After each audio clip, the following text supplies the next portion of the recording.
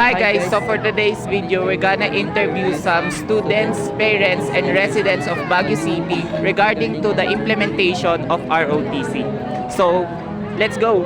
So, here's our first respondent. So, what's your name, ate? Marwa Adam. So, Are you agree with the implementation of ROTC? Yes. Why po?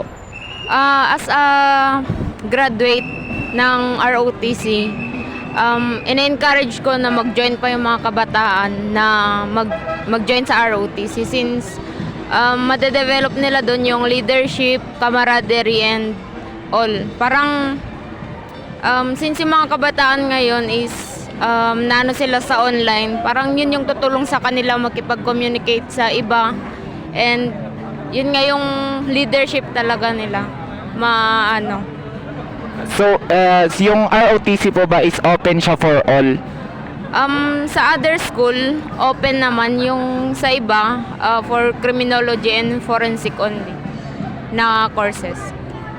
So, thank you for your wonderful sagot, and let's move on to the next respondents. Thank you po. Thank you.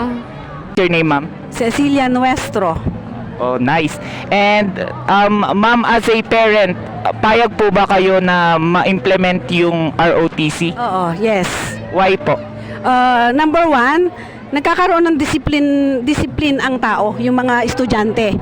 Kasi siyempre tinuturo yung mga disiplina, paano ipagtanggol ang bansa natin, especially now kasi may mga insurgency. So we need to have the reserve army for that matter para maprotektahan ng ating bansa. Okay. As a parent po, wala po ba kayong doubts sa decision ng anak? Ng anak ko, depende na rin kasi yun sa anak mo kung gusto or hindi. Pero hindi natin sila pipilitin. Pero we have to educate them regarding that matters because of our country. Kasi kung makabayan tayo, parang Korea lang yan eh. Di ba yung Koreano, talagang they have to defend their country. Sana ganun din tayo. Mahalin natin yung bansa natin. Kasi especially ngayon dahil sinasakop tayo ng China. So kailangan maprotektahan din natin yung ating bansa. Kasi through that, kung may mga reserve army tayo, kung merong insurgency, pasok agad sila. May training, kailangan may training. Kasi kung walang training, syempre, paano mo madidepensahan ng bansa natin? Hindi lang naman sa isang lugar ang didepensahan natin, buong bansa. Yun, kaya kailangan ng ROTC. Kasi nung panahon namin, nung may ROTC, yung bang disiplina ang mga bata noon, disiplinado. Kasi syempre, alam mo na pag napasok ka sa army, alam mo na yung pros and cons. Yun ang maidadagdag natin sa bansa natin yun. Hindi naman sa isang lugar lang, sa buong bansa yun. What a wonderful answer from you, mother. So, thank you po ulit. Okay. Thank you sa time. Okay, good luck sa inyo. Thank you po. Now, we are going to interview Sir Doral about his knowledge about ROTC.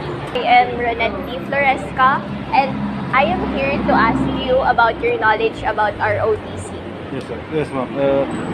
My knowledge about the ROTC is like a reserve officer training course for the youth and the other person who want to be disciplined. Thank you, sir, for your participation and cooperation. Good morning, sir. What can you say about ROTC? Do you agree or disagree? I agree with ROTC kasi pwede siyang makatulong, pwede kang magkaroon ng advanced knowledge about about sa pag-protect sa bansa natin, sarili nating bansa. Tapos pwede ka ring maging reserve army ng bansa. And yun, para ready ka na rin just in case na maging police ka or kahit anong benefit din naman sa atin yun na lalakas yung katawan, ganun. Thank you po for your cooperation. Sir, what can you say about ROTC? Do you agree or disagree? I agree with ROTC. Why? Siyempre, ang pinakaunang dahilan niyan, ba't mahalaga, ba't ako nag-agree sa ROTC is, siyempre para mas maging disiplinado ang bawat estudyante. Para malaman yung mga basic course, basic training, ganyan, about military. Mas lalo sa akin, criminology, di ba? Mas para magkaroon siya ng mas maging madisiplina. Saka para mas magkaroon ng proper conduct. Yun lang. Salamat. Yes, sir. So that's all for today. As you have heard, most of our respondents have agreed on implementing ROTC. Thank you. Thank you for watching our video. Bye!